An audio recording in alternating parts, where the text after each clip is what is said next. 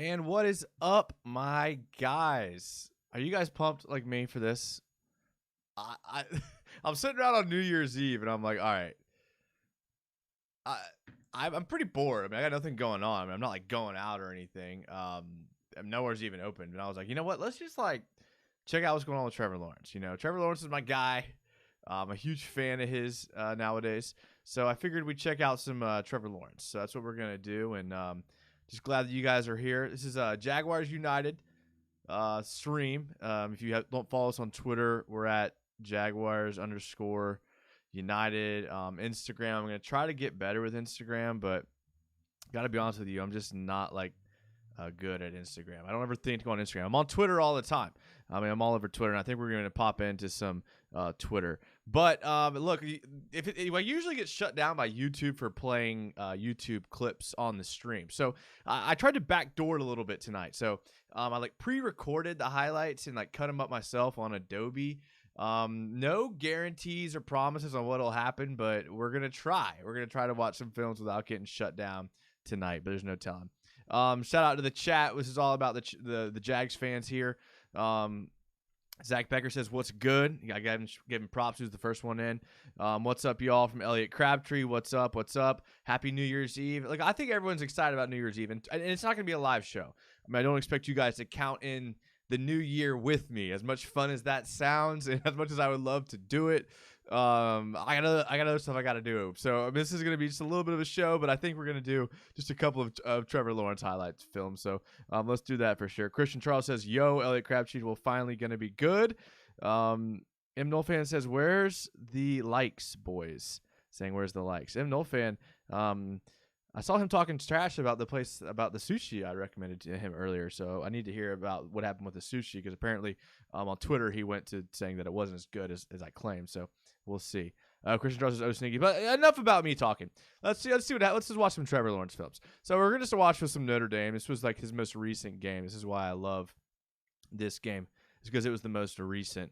And I mean, Trevor Lawrence is a beast, and I started thinking today, and like I had some time to marinate on some stuff. I started thinking about the national media and how much they hate the fact that the Jaguars got Trevor Lawrence, and I tried to justify it to myself. If you watched the show a couple nights ago, I tried to justify it to myself that like, people said the same thing about the Bucs with Jameis Winston. People said the same thing about the Texans with Jadeveon Clowney. You can go back to Andrew Luck with the Colts. Like, yeah, people were out there saying things about those teams that were intentionally tanking. We got to watch this play again. But, you know, it feels like the hate's more real. And I tried to justify it with the fact that I'm just on Jags Twitter and I get to see it more. But I kind of had an epiphany today.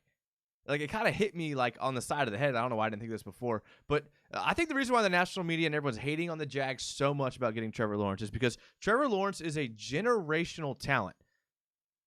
We can all agree on that. But hear me out. Trevor Lawrence may be the best prospect to ever come out of college. Now, I know that's lofty, and I know people have had some crazy numbers and some things that like are eye-popping, but I've been following football for a long time. If you want to go back to before like the 90s, then maybe you can make that argument. I'm not even going to argue that. It's a different sport back then. But I think the fact that he is the best prospect to ever come out of college has people pissed that he's going to Jacksonville.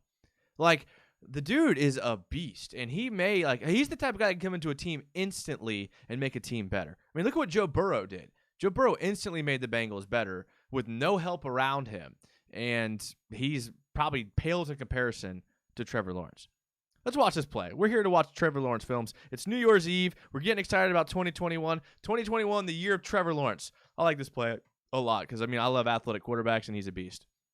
All right, we're going to go back a little bit just to dissect what the play call was. Tight formation. Look, I'm not normally a fan of tight formations. You guys know that. Jay Gruden is. He called a lot of tight formations this year. I like this little H back here. They're going to a little play action. It looks like a designed run for Trevor Lawrence. So the designed run right here, I mean, this is going to freeze a lot of Notre Dame. It's what you want. I mean, 17's job is to seal 6. If everyone does their job correctly, 17 blocks 6, and then Trevor Lawrence gets some yards here. This is why I don't like the tight formation, because now this put 26 in a position to make a play where he could have tackled Trevor Lawrence behind the line of scrimmage. Trevor Lawrence is so athletic that he basically creates a one-on-one with him in this corner and absolutely abuses him.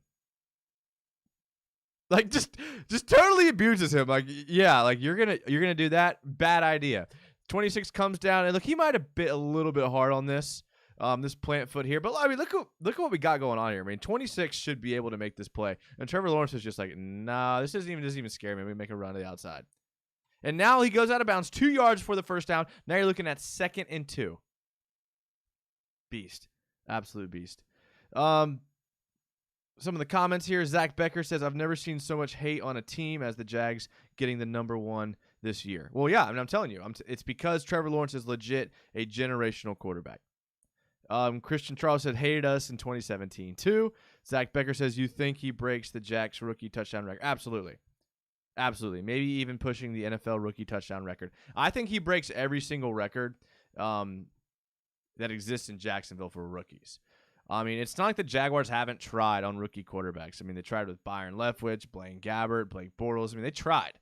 But Trevor Lawrence is different. And there's a reason why generally and universally that Jaguar fans celebrated everywhere when Trevor Lawrence, when the Jets won and allowed us to get Trevor Lawrence. The dude is just a monster. I mean, he can make deep throws like this play we're going to see here. A little scissors concept early, a post route from the outside guy, and then in that same formation that we saw earlier. Man, I just love the way that Trevor Lawrence just dips that back shoulder. They're not going to show it here, but like if you watch, like the way that he just like launches and sets up for a deep ball is just a thing of beauty. Like active feet in the pocket. He's going to read where his pocket's going. He steps up in the pocket, stands in, and just makes a beautiful throw from one hash to the other on a post route. So the receiver's gonna stem his route outside and come inside.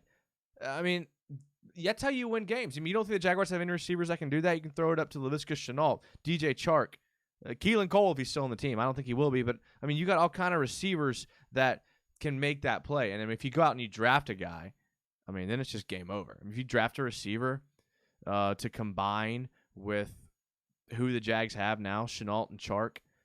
I mean, if you brought in a dude from like Alabama, I mean, you brought in one of these dudes that's like a beast wide receiver, you're looking at one of the best offenses like in the NFL instantly. James Robinson, top 3 back in yards last year. And it's not like the Jags were in a position where they could like run the ball to win games. Like James Robinson did it while his team was behind. Like I don't think enough people like think about that. Like James Robinson didn't put up numbers like Derrick Henry. Like they're a good team.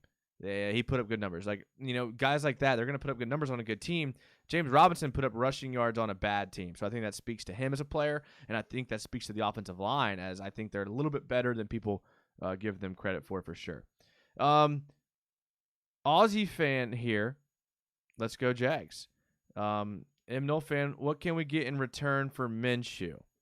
I don't know, dude. I think Minshew's one of those guys that sticks on the roster for a couple weeks. Maybe week 3, week 4 of next year, a quarterback goes down. A team that maybe has 2 wins and they think they're in a position they can make the playoffs, and they trade maybe a third for Minshew. Does that sound like too outrageous? That kind of seems like what I can see playing out in my mind.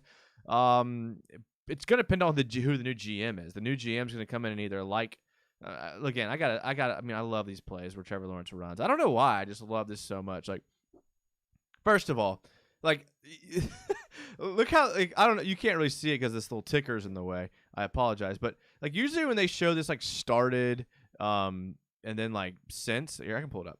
Like, when they show this started since stuff, it's usually like, oh, they did really bad at the beginning, and then they took off at the end, or something, or vice versa.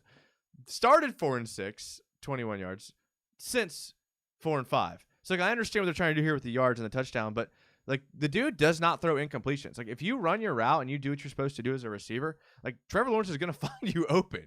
Like, that's it. But anyways, I want to watch this play because, I mean, again, it's a play where he's going to use his legs. You know, this looks like an over front to me. They got a guy that's, like, kind of covered up on the tight end, or maybe it's just an odd man front with an outside backer. I'm not sure. I don't know anything about Notre Dame. But when they run this read option, I mean, they're going to have guys at the line of scrimmage almost instantly. I mean, you're looking at 1, 2, 3, 4, 5, 6 defenders. Typically, that should be able to get the job done. And Trevor Lawrence is going to use his athleticism, his vision to get upfield, makes the smart play to slide. I mean, as we go through these highlights, you're going to see plays where he doesn't slide, but I prefer it when he does, to be honest with you. Zach Becker says, I've noticed the difference between Lawrence and other prospects is guys like Fields and Wilson will struggle against good teams, whereas Lawrence makes it look easy against anyone. Yeah, I'm gonna keep coming back to this, and I'm gonna keep saying this until like it happens. But like, I don't think there's been a better talent that have come out of college ever since Trevor Lawrence. I was huge on Burrow. I was huge on Winston. I was even huge on Kyler Murray and some of these like new age guys that are just gonna come in and be good right away. You can think back to, I mean, Andrew Luck was obviously a home run. Peyton Manning, I think everyone thought and knew was going to be good. Phillip Rivers, I think everyone knew was going to be good. Even with all those prospects and all those guys that have come out, I still can't remember ever being so sure about a prospect. Quentin Nelson was a guy that when he came out, everyone was like, yeah, he's going to be good. But he was a guard. And like, guards don't get that title very often. But Quentin Nelson, anyone that like follows football, like pretty much knew that Quentin Nelson was going to be a beast. So everyone was right about him. And I think the same is going to happen with Trevor Lawrence for sure. Christian Charles says, I hope we can keep Minshew, to be honest. Yeah, I would like to keep Minshew around too, but the bottom line is that he's going to probably have at least a third-round value on him. I can't see him getting much more than that. What helps is that his stats were pretty impressive. We've seen a guy like Blake Bortles be able to put stats up if they wanted to in garbage time. But Minshew, I mean, I don't know. I mean, keep in mind, like the Jags front office like went into this season with the tank mindset. They didn't really give him much talent around him. They gave him an undrafted rookie to start the season. No matter how good James Robinson ended up being, you knew that James Robinson, like giving a quarterback an undrafted rookie as your starting running back, isn't setting him up for success. Giving him DJ Chark and Chris Conley and Keelan Cole isn't setting him up for success. The O-line they had was decent, but they didn't spend any money. They're the most cap room going into this year. Like, they didn't really set Minshew up with success. If you plug Minshew into a team, we're going to watch this, of course. We're going to watch this play. If you plug Minshew into a team with a lot of talent, then I think he's going to be a lot better than he played with the Jags. He was on the worst team in Jaguars history. Think about that. Gardner Minshew was the starting quarterback for the worst team that the Jaguars have ever had. And he still put up like kind of okay numbers. Like, imagine what he'd do if he actually had talent around him. That's all I'm going to say. Would love to keep him, but I think his talent is going to actually demand more than the Jags value him at. Let's watch this play. Now, admittedly, anyone that knows me knows that I'm a guy that likes a lot of people in the backfield. I'm a huge fan of that San Francisco 49ers offense with two fullbacks, a tight end, a running back. I just love deception out of the backfield. I don't know why. I was born that way. This play, we're going to see it, right? We're going to see some deception out of the backfield. They got two tight ends lined up pretty much in the backfield. They have a running back lined up here. I think this is ETN here. And they're lined up tight, just like all these new age guys do. They're lined up tight. Trevor Lawrence is going to just completely pitch it, fake pitch, and just going to take off on Notre Dame. This isn't like a play that happened like, oh, this isn't his prime. This is like literally the last game that he played. Like, just confines the vision this guy has as a runner. Like, as much as y'all want to say Justin Fields is a runner, he's going to create field with his legs, and Kyler Murray. Dude, Trevor Lawrence literally has probably the athleticism as all those guys. This is a good Notre Dame defense that he's just running through. And yeah, the blocking is good, but come on, man. Jason Ortiz, what's up, man? Good to see you. He says, heard Baselli say that Minshew will be bad for T-Law. Minshew will still want to start and compete with him rather than groom him. Yeah, I mean, I feel like there's right and wrong in that statement. Of course he's going to want to start. And what do you want? A guy like Minshew, he's in his third year to groom a rookie. That's not really his role and his mindset. Mike Glennon's probably a better person for that. I don't care about Minshew anymore, and that hurts to say. And I know that's the problem with Jags fans. We don't want to give up on a guy like Minshew who gave us hope. I mean, I'm not saying Minshew didn't give us hope. I'm not saying that I don't love Minshew, but I'm just over him. Like, we're gonna have Trevor Lawrence. I have no desire for Minshew. If we cut him, it wouldn't affect me at all, and I don't think they will. But like, if they did, I'm okay. Like, I don't care. Like, 'cause we're gonna have Trevor Lawrence, who is a generational talent. I don't care what happens with Minshew. I mean, best case scenario, if we keep him, he comes in for 1 game, 2 games. If there's injury, I don't care. Like, don't care who grooms him. Bring in whoever you want. We have what we have now, and I'm pumped about it.